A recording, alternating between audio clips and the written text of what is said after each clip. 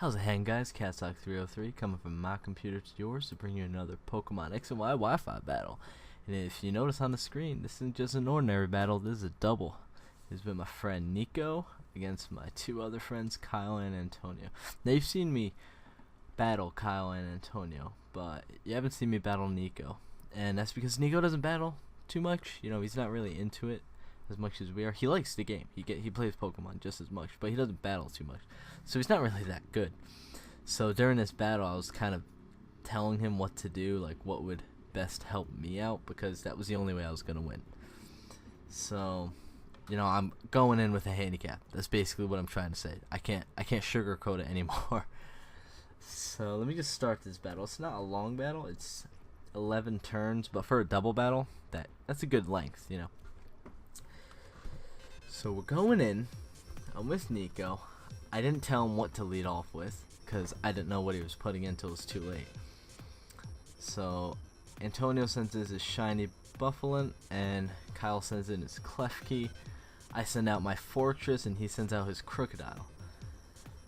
Now, Crocodile's obviously the fastest one, and I tell him it's okay to go for the Earthquake. My Fortress is going to take it fine. He's got no trouble there.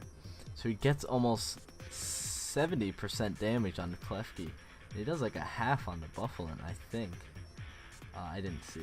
I was too busy watching that head charge. Yeah, about 40%. And then the recoil does even more. And then the Klefki goes for Play Rough on me, which isn't going to do shit because I'm a Fortress. So I set up my Stealth Rocks, not knowing what's on the other team. During the team previews, they had some Pokemon that would really get effed up by the Stealth Rocks. So I was like, you know, let me do it just in case. So Nico sends out his Magnezone, which is his second Pokemon. He's already lost one Pokemon. The Klefki sets up light screens, and I believe the Buffalin does another head charge. And he goes for me, and that does like 20 to 25% damage. You know, Fortress is a defensive monster. So Magnezone goes for a Flash Cannon. Oh, that's a shiny Magnezone, I just noticed. He goes for it on the Klefki and he's able to kill him even though he got the light screens up. Magnezone has crazy special attack. I go for the Gyro Ball, being really slow. I think I have like 0 IVs and speed too, just so I could be as slow as humanly possible. And that's not enough to take out the Buffalin, which sucks.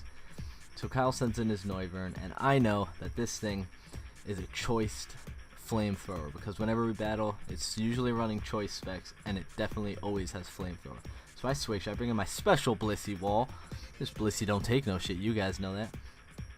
So use the flamethrower like I predicted, does nothing. The Buffalin goes for a head charge knowing it's gonna die, so he just wants to get as much damage as possible before he dies. So that's what he does, and the Magnezone is steel, so it barely got hurt. Magnezone goes for the Thunder, lands it on the Noivern, which lost HP from the Stealth Rocks. It does a clean 50%, clean half. So he's left with about 1/4, and Nico sends in the Legolas, his, what is that, Salsbuck? Yeah, Salsbuck. So Noivern goes for a flamethrower again because it's choice, like I predicted, and that kills the Magnezone. It's super effective, what do you expect? And Salsbuck actually goes for a jump kick. I was about to say high jump kick, which is a regular jump kick.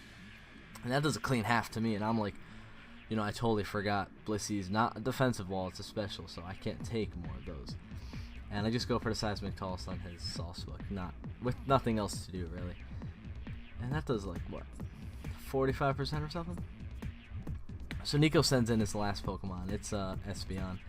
And Noivern goes for Flamethrower, of course. He goes for Espeon knowing it's not going to hurt me too bad. And I remember telling him, you know, Psychic that Noivern. I can't really hurt the Noivern. I can deal with everything else, but that Noivern I can't deal with. So he took that out for me.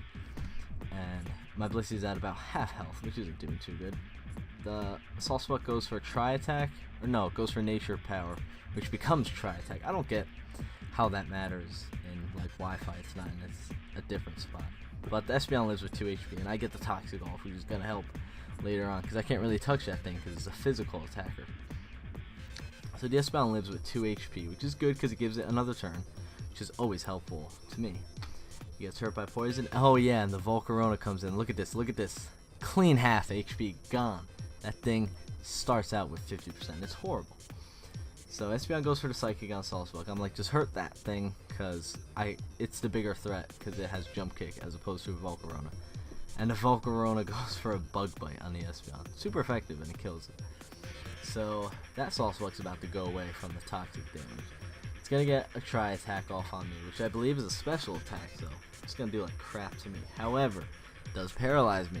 Now, Blissey doesn't like being paralyzed, but I wasn't predicting me to get paralyzed that turn, so I just went for a toxic on the Volcarona, which is good, because I could just stall that thing out and it could die on its own. So I'm paralyzed, but I'm still getting leftovers. The Sawsbuck, well, the Volcarona gets hurt first, but the Sawsbuck's gonna die from the toxic, which is good because I don't want to deal with that thing. And just jump kicks, you kidding me? That could kill me. So that thing goes down, and Nico's all out of Pokemon. You know, it's just me clutching it right now, and their light screen finally wears off, which is nice. So it brings out his Coraline, which is his, what the hell is that thing? Milotic. I couldn't think of it for some reason. Milotic. Hone confirmed. So he brings out his Milotic, and Volcarona goes for Bug Bite, which doesn't do much. And look at this. 107. That thing did like 30 damage with its Scald. Which really isn't that much. My Blissey could take that all day. So I go for the Heal Bell so I could be paralyzed free. Because I'd rather take residual damage from like a burn or something than not being able to get a move in that turn if I get Parahacks. Because I'm already slow.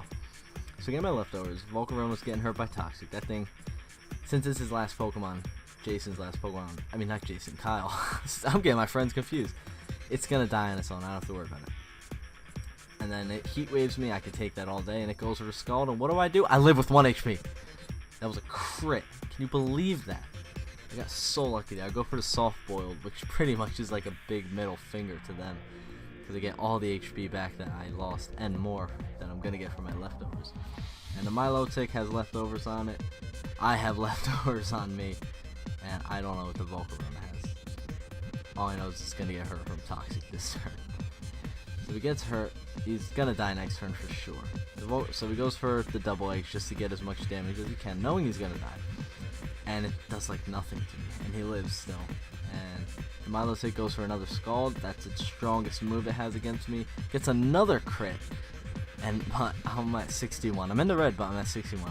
And I went for a Soft Boil. Just I want to get all my HP back before I start trying to even hurt these guys. So I'm at, what is that, 247 now. And the Volcarona's down. So that's gone. It's just 1v1. My last Pokemon. Actually, not my last Pokemon. I still got more, I think.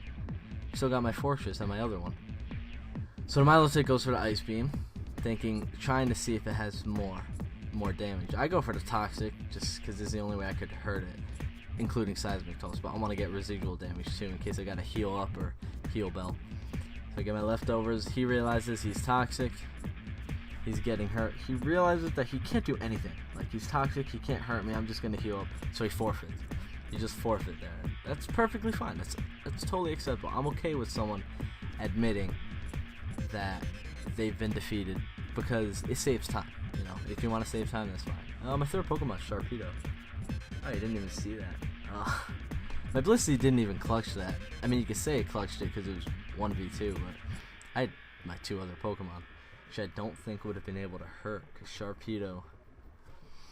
Yeah, I don't think so. I think Fortress would have had to, like, explode or something for Sharpedo to clean up. I don't know. Anyway, it was a nice double battle. I figured out you've seen 3 battles against 3 different friends, so let me bring in a double battle, change it up.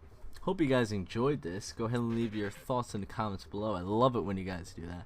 I love interacting with you guys. Go ahead and leave a rating. Let me know what you liked, what you didn't like, and why.